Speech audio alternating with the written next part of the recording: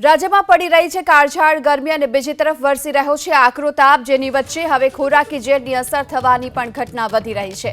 Gir સોમનાથના વેરાવળમાં food પોઈઝનિંગની ઘટના બની છે। માથાસુડિયા ગામમાં 200થી વધુ લોકોને ખોરાકી ઝેરની અસર પહોંચી। લગ્ન પ્રસંગમાં જમણવાર દરમિયાન 200થી પણ વધુ લોકો બીમાર પડ્યા। હાલમાં તો આ તમામની તબિયત સુધારા પર છે, પરંતુ જ્યારે તેમની તબિયત બગડી હતી તેમને હોસ્પિટલ લઈ જવામાં આવ્યા હતા, જ્યાં તેમની સારવાર પણ કરાવવામાં આવી।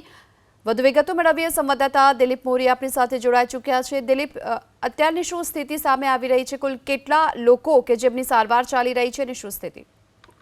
ગઈકાલે એક લગ્ન પ્રસંગમાં જમણવારનો કાર્યક્રમ હતો ગામની અંદર, અને ત્યાં 200 જેટલા લોકોને ફૂડ પોઈઝનિંગની અસર થઈ હતી। હોસ્પિટલ ખસેડવામાં આવ્યા હતા, પરંતુ પૂરતા બેડ ન હોવાના કારણે ઘણા બધા લોકોને ગામની અંદર સારવાર આપવામાં આવી છે।